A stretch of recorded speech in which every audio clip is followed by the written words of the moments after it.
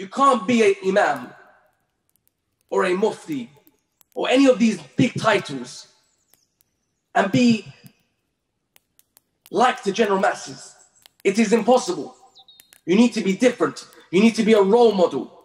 You can't be going out like Rick Ross. You can't be going around like a superstar, driving in some big car, someone escorting you, 3-4 bodyguards. Umar ibn al-Khattab wasn't like this. Why have we become so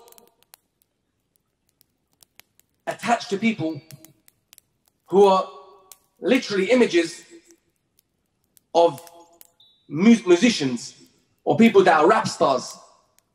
They just got beards, that's all. They wear a faux. But in reality, they are no different than these rap stars. Rather, these rap stars might have more iman, more belief than this individual. Because this individual comes out, memorizes the Quran, learns the deen of Allah subhanahu wa ta'ala, and uses it to misguide mankind. This is an open shaitan. And we need to learn this. And if we don't learn these things, we will always be in a state of what we see today. Youngsters respecting the wrong people.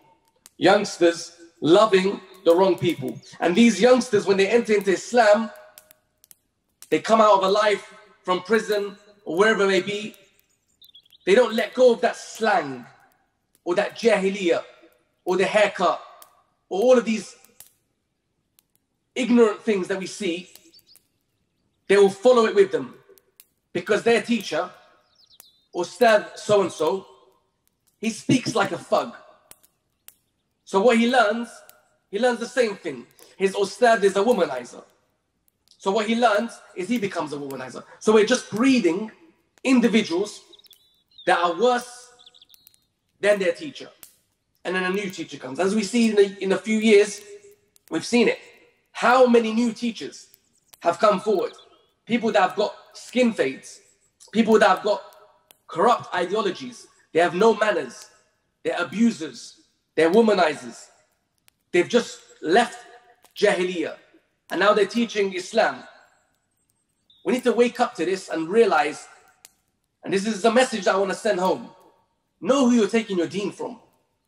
Don't just take your deen from someone who graduated 6 years, 3 years, he studied in a university. Look at his friends, look at who he is, look at how he speaks. Is his posts all about just making everyone laugh? This is wrong. They should know better.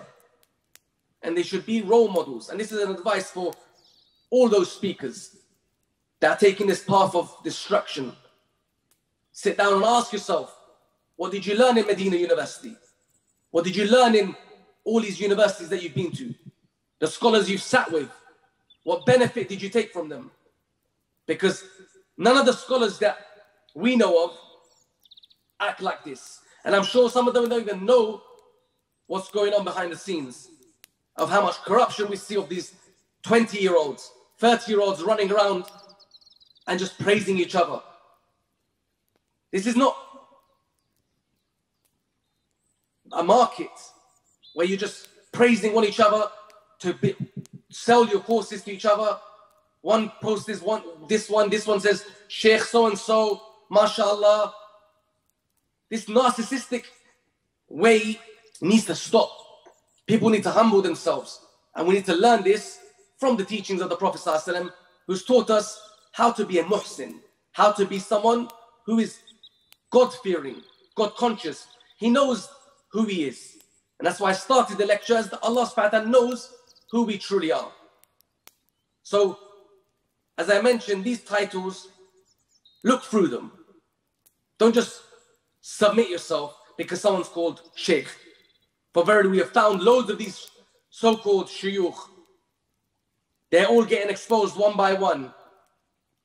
They're either womanizers, either they're stealing charity money, or they're misguiding people intentionally.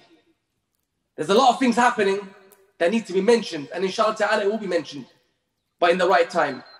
And another benefit is that we know who to befriend and who to trust. As Allah subhanahu wa ta'ala tells us in the Quran, we shouldn't just befriend anyone. Rather, we should befriend the believers. And we're not permitted to befriend or trust a disbeliever. لا تجد قوما يؤمنون بالله واليوم الآخر يودون من حاد الله ورسوله ولو كانوا آباءهم أو أبناءهم أو إخوانهم أو عشيرتهم أولئك كتب في قلوبهم الإيمان. So befriending and liking the disbeliever, Allah teaches us. He says, you will not find any people. Allah negates Iman from them. Those who know the Arabic language, they would see that your Iman is getting negated. For who? Someone who believes. Allah subhanahu wa ta'ala says, you will not find someone who believes in Allah, negating his Iman and believing in the last day, negating that he believes in the last day, making friendship with those who oppose Allah and his messenger. And lastly, it is essential to know the difference between a Muslim and a disbeliever, because when you come to marry your daughters tomorrow, you don't want them to get married to a mushrik, to a disbeliever. You marry them today, and then you find out tomorrow that his beliefs are incorrect. But you didn't know these things because you never studied what is shirk, what is kufr. You'll marry her to someone who makes du'a other than Allah subhanahu wa ta'ala. Someone who calls towards democracy. Someone who doesn't pray. So by learning these things, you'll be protected from praying behind a mushrik. You'll be protected from befriending a disbeliever. And it protects you from marrying a mushrik, which will lead to a child coming out of zina and many other problems that we face today.